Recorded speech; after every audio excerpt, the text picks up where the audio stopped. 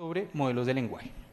Pero antes de hablar sobre estos modelos de lenguaje, particularmente los modelos de lenguaje grandes, los LLMs, vamos a dar un paso atrás y vamos a hablar un poco de una manera, digámoslo así, más tradicional en la que se resolvían los problemas que se resuelven con modelos de lenguaje.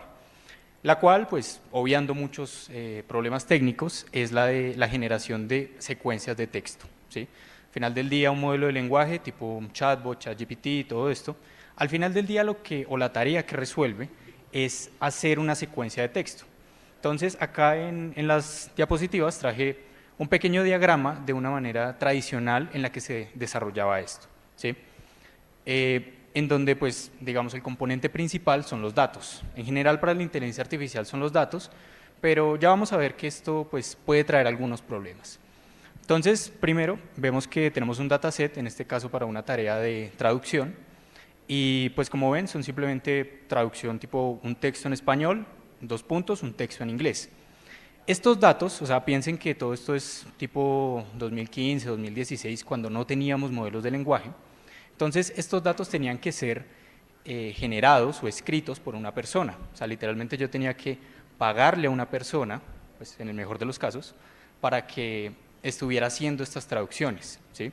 Y pues fíjense que acá yo estoy resolviendo un solo problema, cosa que ya veremos que pues, los modelos de lenguaje evolucionaron para resolver muchos otros problemas. Entonces tengo el tema de los datos primero y luego está el componente como tal de las redes, ¿sí? A la época que les estoy hablando, tipo 2015, 2016, digamos que lo más utilizado eran las redes neuronales recurrentes o RNNs o los LSTMs, ¿sí? Son simplemente arquitecturas de red, son como la forma que tiene la red, pero vamos a ver que esto pues, se componía o tiene o tuvo algunos problemas. Bien, y por otro lado tenemos el tema de los embeddings. No me quiero profundizar mucho acá porque, o sea, literalmente esto es una pieza angular de todo el procesamiento del lenguaje natural, el tema de los embeddings, y se usaba, así como se usaba antes, todavía se siguen utilizando. Básicamente es simplemente tener una representación vectorial de las palabras, porque estas redes, ya sean neuronales, ya sean LSTMs o cualquier otra, pues trabajan es con números, con representaciones numéricas. Digamos, si yo le paso una palabra, pues simplemente no va a entender. Entonces, los modelos de embeddings básicamente es tomar esas palabras y convertirlas a una representación de números o vectores, los cuales tengan un sentido semántico con respecto a los otros. Entonces, si yo, por ejemplo, tengo dos palabras que pues, en significado, o sea, semánticamente se parecen mucho, el modelo de vectores me va a traducir esas palabras a dos vectores que estén muy cercanos. Entonces, eso, digamos, daba cierto orden y cierto contexto para las redes y fue muy útil y todavía sigue siendo muy útil. Bien. Entonces, pues tenemos el dataset, esto pasa por un modelo de embeddings que me da la representación numérica y esto pasa a la red. Ya dije, habían dos arquitecturas que era como lo más usado y luego esto, digamos, me generaba la traducción. Esto funcionó por mucho tiempo y digamos que fue lo que se llamaba el estado del arte del procesamiento del lenguaje natural. Pero hay dos partes principales que fallaban acá. Y es primero el hecho del dataset. Como yo tengo que tener un dataset, digamos, etiquetado por personas, por humanos, a medida de que yo quería hacer a lo mejor aplicaciones más grandes, a lo mejor cosas más ambiciosas, pues tenía el cuello de botella de que los datasets hechos por humanos, pues como son hechos por humanos, hay que pagarles en el mejor de los casos, y pues siempre está el error humano. Hay, digámoslo así, un número finito de pues, personas a las que yo puedo contratar al tiempo para que estén desarrollando estos datasets.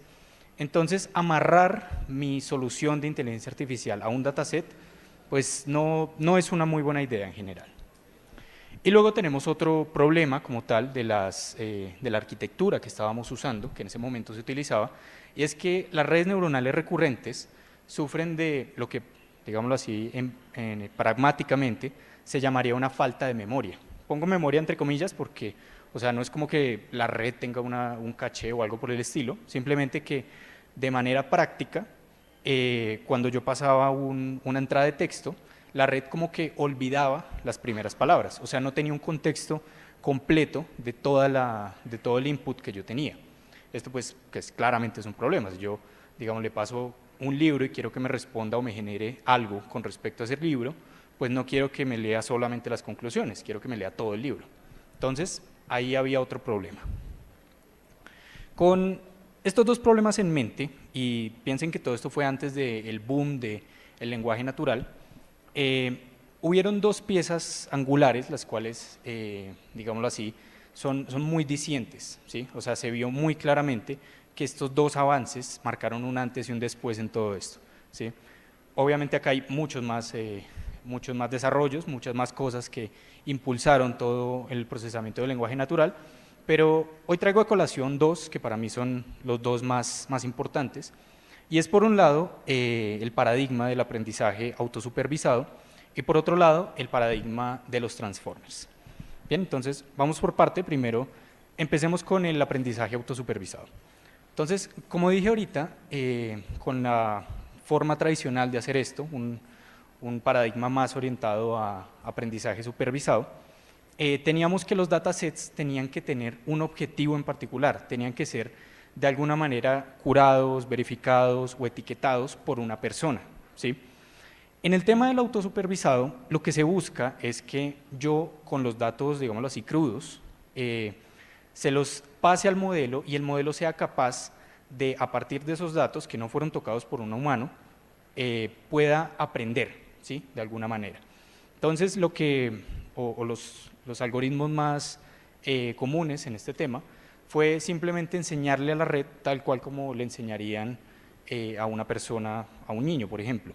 Y es, dado un texto cualquiera, o sea, sacado de internet, de cualquier parte de internet, yo voy de a poco enmascarándole algunas palabras y la tarea de la red será predecir esas palabras que yo enmascaré. Entonces, fíjense que aquí, si bien es, digamos, un paso muy sutil, yo aquí estoy desligando a las personas, estoy desligando a los etiquetadores del dataset con el que estoy entrenando. Esto es muy potente porque pues, en internet hay muchísimo texto, demasiado, o sea, piensen cuánto texto hay en Twitter, en Reddit, en Wikipedia. Entonces, con este nuevo paradigma, digamos que yo puedo escalar esto a niveles donde los límites sean solamente computacionales, y eso pues va siendo la antesala de toda la revolución que ocurrió. Luego tenemos la otra pieza fundamental y es un cambio de arquitectura. Ya vimos que pues, las redes que se utilizaban antes, digamos que tienen ciertos problemas que son difíciles de solucionar, y para esto, digamos que Google se inventó, por decirlo así, una nueva arquitectura de red neuronal. Es los llamados transformers, los cuales pues no me quiero, digamos, meter mucho en este tema porque directamente daría como para varias charlas y pues mucho peor si me meto en el trasfondo matemático que hay. Pero me voy a quedar con que el objetivo principal de estas redes es dos cosas. Primero, tener en cuenta el contexto, o sea, todo el input que yo le paso, o sea, todo el texto que yo le paso a la red, el transformer es capaz de analizarlo todo al tiempo. Esto lo hace por medio de mecanismos de atención. Y por otro lado está el tema del orden de las palabras, porque pues claramente si yo giro el orden de las palabras puede cambiar el significado, ¿sí? Entonces, con los transformers, digamos que a grandes rasgos, por medio de los embeddings posicionales y los mecanismos de atención, lograron tener en cuenta todo el contexto de la entrada y el orden que esa entrada tenía. Esto es muy potente porque estas dos cosas, digamos que resolvían los problemas que los métodos tradicionales, o los problemas que los métodos tradicionales tenían, y básicamente son toda la antesala para que comiencen los juegos artificiales.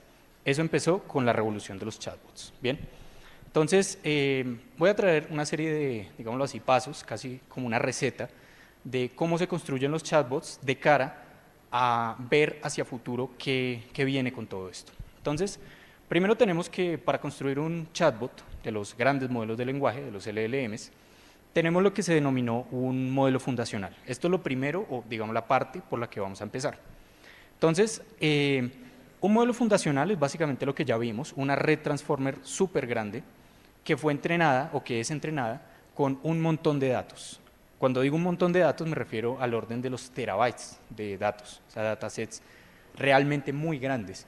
Piensen, por ejemplo, en un computador de los modernos que traen 1 tera de memoria.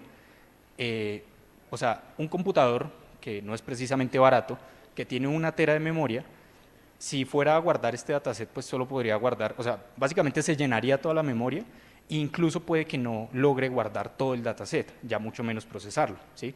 Porque esto iría por el orden de los 1, 2, 3, 10 terabytes de información, ¿sí? Y toda esa información, ¿de dónde la saco? Básicamente de Internet. En Internet, como dije, hay muchísimo texto de muchas fuentes, de muchos tipos de información. Texto claramente desordenado, o sea, yo aquí no, o sea, no puedo poner a personas a etiquetar este texto porque, pues no, o sea, tendría que ser muchísima gente por mucho tiempo y no tiene mucho sentido. Entonces, lo que se hace es básicamente obtener mucha información de la web, tipo de hacer un web scraping de toda la web, sacar toda la información que hay en Wikipedia, toda la información de GitHub, etcétera, aplicarle a una red transformer un aprendizaje autosupervisado con toda esta información. Y pues como vemos es un modelo que al final del día solo será, o la única tarea que tendrá es la de completar texto, ¿sí? Porque es lo que con el paradigma autosupervisado realiza. Bien, esto pues claramente, y traigo aquí a colación unos datos como para hacer una idea de qué estamos hablando. Por ejemplo, el modelo fundacional de ChatGPT, el que desarrolló OpenAI, que se llama solamente GPT-3, o sea, Generative Pre-trained Transformer, va por el orden de los 175 billones de parámetros, lo mejor para los que estén un poco más relacionados con redes neuronales. Piensen que una sola conexión de la red es un parámetro. Acá estamos hablando de 175 billones de parámetros, ¿sí? O sea, son muchos parámetros y muchos pesos que la red tiene que ajustar. Entonces no son precisamente pequeñas. El entrenamiento de estas redes va por el orden de los miles a las decenas de miles de GPUs. Piensen que una GPU es, por ejemplo, cuando uno abre un collab, o sea, hace una instancia de un collab, uno está reservando en memoria una GPU, ¿sí? Entonces, piensen tener ahora miles, decenas de miles de GPUs, todo el tiempo entrenando a este modelo con esas, digamos, actividades sencillas, que es enmascararle texto y que él lo prediga, y que esto, digamos, se demora al torno de meses de entrenamiento. O sea, piensen pagar todo este montón de GPUs con todo este montón de datos, ponerlo a entrenar por meses, pues claramente no es algo precisamente barato. OpenAI dice que va por el orden de 1 a 10 millones de dólares, lo cual pues es bastante. Obviamente aquí creo que meten pues costos de sueldos, de ingeniería, etcétera, pero claramente la infraestructura no es algo con lo cual uno pueda desarrollar un modelo de estos tipo en una tarde con el hardware convencional. No, o sea, simplemente no se puede, ¿sí? La buena noticia es que muchos de estos modelos, pues no este particular, pero sí muchos parecidos, están libres. Muchas organizaciones los dan, como por ejemplo Llama, como Falcon y otros que hay por ahí. Entonces, si bien es algo que uno directamente no puede hacer, esto pues si mucho lo podrían desarrollar gobiernos o empresas muy grandes, de igual manera hay modelos con los que uno puede experimentar. Bien, pero no perdamos el foco de que estos modelos fundacionales no son chatbots, o sea, no son algo funcional. Simplemente es una red neuronal súper enorme, entrenada por mucho tiempo para completar texto. Entonces, es muy buena para completar texto, pero no tiene una función como tal. O sea, si yo despliego un modelo de estos, pues no va a servir para mucho, ¿sí? Me va a responder texto casi que aleatorio. El segundo paso para hacer que estos modelos sirvan un poco más es lo que se denominó el fine tuning, ¿sí? Entonces, el fine tuning o ajuste fino es básicamente coger a esta red súper enorme y cuadrar o ajustar unos pocos datos, unos pocos pesos de la red, de modo que yo le enseñe un formato de respuesta, ¿sí? Con el fine tuning, a menos de que uno esté haciendo un fine tuning muy grande, realmente yo no le estoy enseñando información nueva a la red, o más bien, es muy difícil que con un ajuste fino pequeño la red o los cambios de parámetros de la red sean suficientes para que aprenda cosas nuevas. Acá simplemente le estoy dando una forma en la cual yo quiero que me responda, ¿sí? Acá, por ejemplo, pues lo más típico es darle un formato de tipo compórtate como un chatbot y pues sea amable, no seas grosero, etcétera, saluda, despídete. Entonces, eso es lo que se hace con estos ajustes. Ya aquí claramente los datos o los números son mucho más asumibles, estamos en el torno de las decenas de miles a los cientos de miles de ejemplos, ya es algo mucho más asumible. Un fine tuning normal se puede hacer incluso con una GPU, no puede hacer cosas muy interesantes con un Colab. Y si bien los datos ya son, o sea, se necesita que sean de alta calidad, piensen que hoy en día tenemos modelos como GPT-4 y otros que están sacando data sintética, o sea, generada por otro modelo, los cuales pues se acercan mucho en cuestiones de calidad a lo que un humano me generaría. Bien. Y pues aquí, bueno, puse días de entrenamiento, pero si es un fine tuning lo suficientemente pequeño, esto se podría entrenar en cuestión de horas. Bien, entonces ya con esto, digamos, tenemos un chatbot que funciona. Tenemos ya un producto que de una u otra manera podemos desplegar y pues que ya es, digámoslo así, útil. Pero este modelo tiene dos problemas fundamentales. El primero es que, y el más grave, es que este modelo va a tener todos los sesgos que tiene Internet. ¿Por qué? Porque fue entrenado con una gran porción de Internet, ¿sí? Y pues lastimosamente los datos promedios que hay en Internet son machistas, son sexistas, son xenófobos, etc. O sea, tienen muchos sesgos que lastimosamente pues, están en la Internet y que este modelo, pues como lo entrenamos con eso, pues los va a tener. Entonces ahí viene otra técnica que se llama el Reinforcement Learning by Human Feedback, que, bueno, como debe haber puesto la palabra, pero como dice su nombre, Reinforcement Learning es aprendizaje por refuerzo. Básicamente es poner al chatbot a jugar, tipo, o sea, como si estuviera jugando un juego, en donde el ganar, por decirlo así, para el robot, será dar una respuesta correcta, ¿sí? Entonces, para esto lo que se hace es poner al chatbot a sacar varias respuestas con una misma entrada, o sea, pasándole el mismo prompt, que él me devuelva respuestas diferentes, y que un humano, por ejemplo, puntee o ranquee estas respuestas de acuerdo a las que yo quiero que el robot me responda, ¿sí? Acá obviamente eliminaríamos respuestas a lo mejor inútiles o que estén fuera de contexto, y eliminaríamos respuestas que tengan algún tipo de sesgo machista o sexista o lo que sea, ¿sí? Esto pues también es un entrenamiento mucho más asumible que entrenar un modelo de cero, va por el orden de una a cientos de GPUs y pues repito, horas o días de entrenamiento, pero es mucho más asumible y con esto evitamos que el robot tenga todos los sesgos y todos los errores que Internet pues lastimosamente tiene. Listo, entonces ya con esto podríamos decir que tenemos un modelo que funciona, tenemos un modelo que es útil y que pues dependiendo del trabajo que hagamos con el Reinforcement Learning by Human Feedback, será un modelo que tendrá menos sesgos, ¿sí? Y lo que quiero que vean acá es que, volviendo un poco al paradigma tradicional que se manejaba con estos modelos, tenemos que antes se necesitaba entrenar un modelo, tener un dataset específico para eso que estoy haciendo, en una tarea en concreto. Por ejemplo, el ejemplo que les mostré era de un paradigma más orientado a una traducción, ¿sí? De español a inglés. Pero piensen que si yo quiero traducir de inglés a portugués, pues será otro dataset, de español a alemán, pues será otro dataset. Si yo quiero hacer un modelo que haga resúmenes, pues será otro dataset, pagarle a personas para que estén haciendo resúmenes, bla, bla, bla. Lo mismo para análisis de sentimiento y cualquier aplicación que uno se imagine.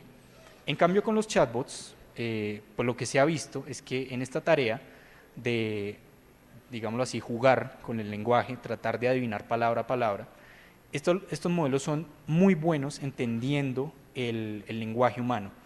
Y pues ya una vez entendido el lenguaje humano, estos robots son capaces de resolver todas estas tareas y muchas más. Entonces, digamos, con todo esto y viendo, digámoslo así, lo impresionante que llegan a ser estos modelos, uno podría pensar, bueno, ¿y ya qué hay después de ChatGPT? O sea, este modelo es muy bueno, programa, me traduce, me resume textos, me hace la tarea, etcétera.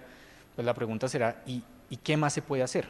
Entonces, en parte para no caer en esa trampa de pensar que ya todo está inventado y con estos modelos súper fabulosos no se puede hacer más, pues traigo aquí un par de ejemplos, los cuales, digamos, quiero que los motiven a que busquemos más y más cosas. El primero, todo el tema científico. Acá pongo un ejemplo de AlphaFold, que es algo que está realizando DeepMind, que es básicamente resolver el problema del pliegue de proteínas, va más por el lado de la ciencia. Y últimamente lo que se ha visto es que estos modelos igual se pueden integrar con estas soluciones y brindan muchas mejoras. Entonces, En el ámbito científico hay todavía mucho campo por recorrer. Por otro lado, tenemos el tema de la robótica, o sea, ya físicamente. Yo pues soy ingeniero mecatrónico, sé lo frustrante que puede llegar a ser pelear con RoboStudio y todo esto. Así que, bueno, creo que ahí todavía hay mucho por hacer. Tenemos Gemini, que va más por el lado de la multimodalidad que ofrece Google, o sea, no solo trabajar con texto, sino trabajar con imágenes, trabajar con audio, videos, incluso con algunos sensores que, digámoslo así, traten de oler las cosas. Entonces, con esta multimodalidad hay todo un campo para desarrollar. Y bueno, por último está el tema de, bueno, ¿qué pasa si seguimos escalando estos modelos? Ya GPT-4 es bestialmente grande, pero ¿y qué pasaría si se siguen haciendo más grandes? ¿Qué vendrá en un próximo ChatGPT-5, por ejemplo? Entonces, todas estas cuestiones, digamos que pintan un futuro bastante prometedor, y si bien estos chatbots uno puede llegar a pensar que ya es como lo último que se puede inventar, creo que todo lo contrario, abren totalmente una caja de Pandora para seguir desarrollando. ¿Listo? Bien, eso era lo que les quería comentar. Muchas gracias.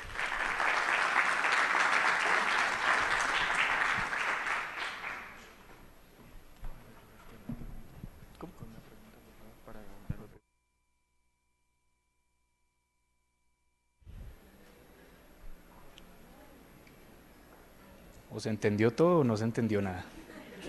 Una de dos. ¿No? ¿Nadie?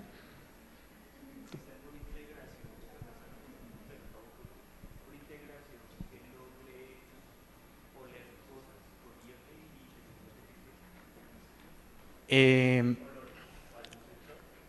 ok, él pregunta por si de pronto se le puede pasar a la red algún tipo de formato de data que represente el olor, ¿cierto? Es lo que te entendí.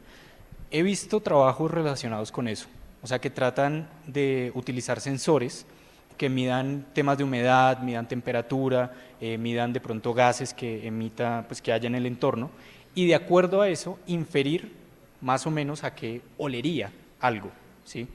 Esto pues, como dije, esto es toda una caja de Pandora, porque si logramos integrar ese tipo de datos, pues la cantidad de cosas que se pueden hacer es mucha, y ya estas máquinas no se diferenciarían demasiado de nosotros, cosa que también pues habrá a quien asuste.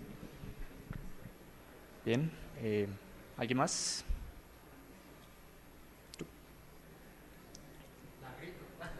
Grítala. Yo la repito igual. Habíamos visto anterior... Hola, hola. Habíamos visto anteriormente modelos no multimodales, sino generalistas, como Gato de DeepMind. Y los que mencionaste ahorita sí son modelos que reciben inputs de audio, texto, imágenes, etcétera, pero como multimodal, no generalismo. ¿Has conocido algún otro avance como aparte de Gato de DeepMind o alguna novedad? Bueno, ahorita está en auge el Visual GPT, creo que lo llamaron, de OpenAI, que es básicamente igual un modelo de estos, un modelo generativo de lenguaje, pero a los cuales se le entrena, digámoslo así, con imágenes. Piensen que, o sea, volviendo un poco a los transformers, el transformer básicamente lo que busca es completar una secuencia de algo, ¿sí? Esa es la razón de ser de esa red. En este caso, pues estamos trabajando con secuencias de tokens, ¿sí? O palabras. Pero piensen también que una imagen, si yo la parto por píxeles y luego la plano, pues igual es una secuencia de píxeles, y los píxeles los puedo representar numéricamente. Entonces yo ahí tengo otro tipo de datos para estas redes. Piensen, por ejemplo, cuando uno juega un juego, todos son secuencias de qué tecla presiono, qué tanto muevo el mouse, y pues con esto, digamos, se logran muchas cosas. Piensen cuando uno maneja al final del día uno está haciendo una secuencia de pasos. Acelero un poquito, freno un poquito, miro retrovisor, miro al otro, acelero más, giro a la derecha, hago una serie de cosas, una serie de pasos. Claramente estos modelos que trabajan con una serie de cosas o tratan de predecir cuál será la siguiente, sí, la siguiente parte de una serie de algo, brindan un montón de posibilidades. En cuestión de, o sea, yo creo que lo casi que futuro barra presente será todo el tema de multimodalidad. O sea, igual coger estos modelos súper buenos para completar secuencias de cosas y meterles más tipos de datos y ver qué pasa. Puede que no funcionen, pero puede que sí funcione. ¿Alguien más?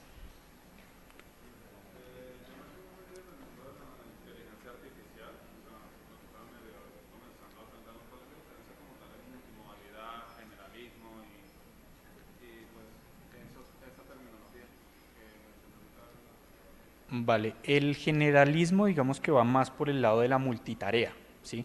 Fue más o menos lo que mostré con que el chatbot que fue entrenado solamente para completar texto, pues resulta que en esa tarea de completar texto también aprendió a traducir texto y también aprendió a programar y también aprendió a resumir y a sacar conclusiones y a un montón de tareas que pues a priori digamos que no fue entrenado para eso. Eso se refiere como con la multitarea, o sea que un modelo pueda resolver muchas tareas, ¿sí? Gato, por ejemplo, que ahorita lo citaban, es un modelo también de lenguaje que puede completar texto, puede servir como chatbot, pero también puede jugar videojuegos. O sea, si uno lo conecta de la manera correcta, él puede generar las secuencias de pasos para jugar un juego y pues resulta que es bastante bueno, ¿sí? Y es parecido a nosotros también hacemos texto, pero también generamos videojuegos, también hacemos muchas tareas, ¿sí? Entonces, a eso se refiere más la multitarea. Y multimodalidad va más por el lado de que el modelo reciba múltiples tipos de datos, ¿sí? El texto es un tipo de dato, pero también las imágenes son otro tipo de dato diferente, pero que haciendo las transformaciones correctas, pues se puede llegar a una representación numérica, ¿sí? Entonces, la red puede aceptar tanto imágenes como texto. Piensa en música, el audio también es otro tipo de dato, ¿sí? Pero, repito, haciendo las transformaciones correctas, yo puedo también inyectárselo a la red. Y así, pues, cualquier otro tipo de dato. ¿Listo? Muchas gracias. Dale, muchas gracias, Julián.